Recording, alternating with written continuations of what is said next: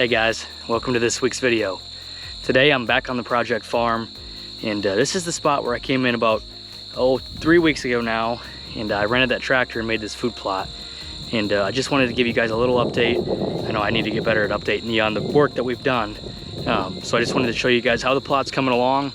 We've gotten a few nice timely rains, and the most recent one being about 1.5 inches last week. And I think the food plot's probably tripled in size since then, which, I mean, it looks really good.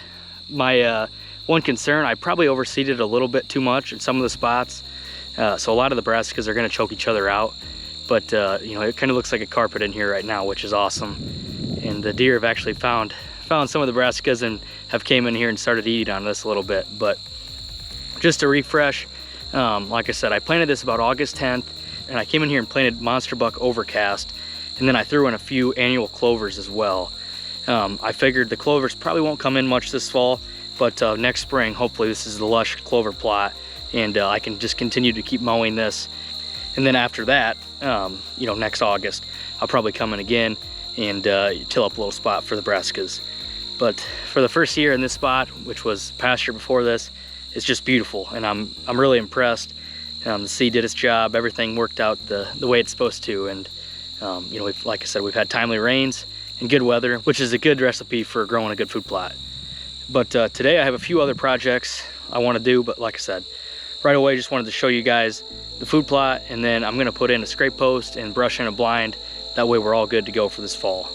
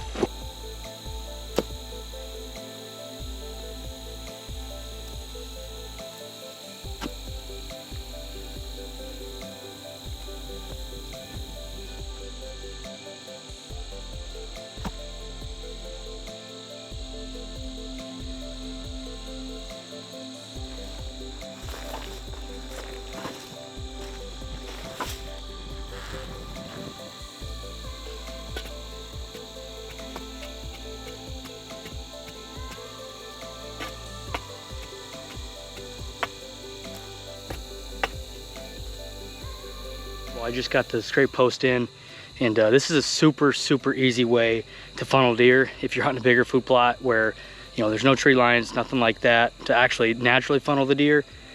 Scrapes are one of my favorite things to hunt over, and one of my favorite things to run cameras over as well. Just the amount of bucks that you'll get coming into the area, hitting a scrape to check and see which deer are here is extremely valuable in late September, early October, and then all the way up until about November 15th.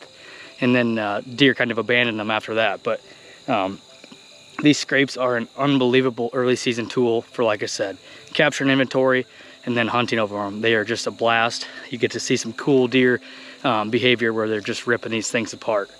But this is super cheap. What I use is just a little wooden fence post, and then I used a fishing rod holder if you're gonna like go trolling or something like that. And just a rod holder you screw right into the fence post, and then I take a branch with some leaves on it. You know, I don't really think it matters what kind of tree it is. A lot of guys swear by vines, some guy like oaks. Some of the best luck I've had is with some wiry wood, you know, like muscle wood or ironwood is what they call it. This is a white oak branch, and I'm excited to see what happens. There were some bucks that were in here last night, and hopefully they come in here and hit this scrape. And you know, it's just a kind of a community scrape that every deer in the area has to come hit. But like I said, I just wanted to walk you guys through that. Now I'm gonna go ahead and brush in the blind up there. I have 2 stands on this food plot, and part of that is due to the access. That's one thing this food plot does not have great, is access. So I want 2 options to be able to either get into this pine tree over here. I have a nice elevate stand in there. It's perfect, but the only problem is you have to walk in and out of the food plot to get in and out. So that kind of scares me a little bit. That's why I decided to come in here, bring a ground blind in, brush it in, and that way you give yourself 2 options, and you can keep the deer on their toes that way. So I'm gonna finish up, go ahead and brush that in, and conclude the episode.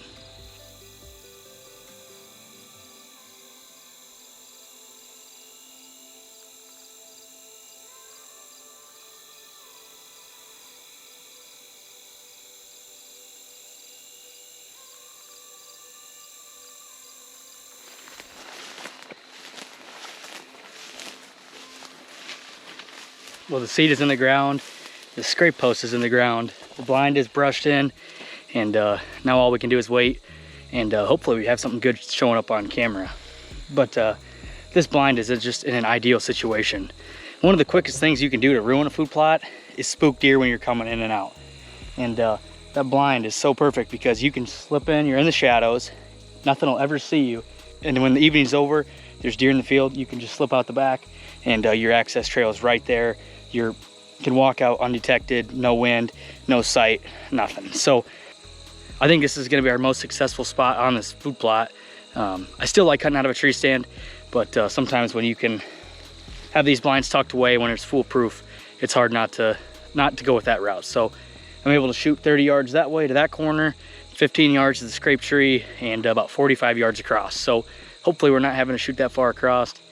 But the work has been done, and now there's fun to be had. So I hope you guys enjoyed this series, first time food plot.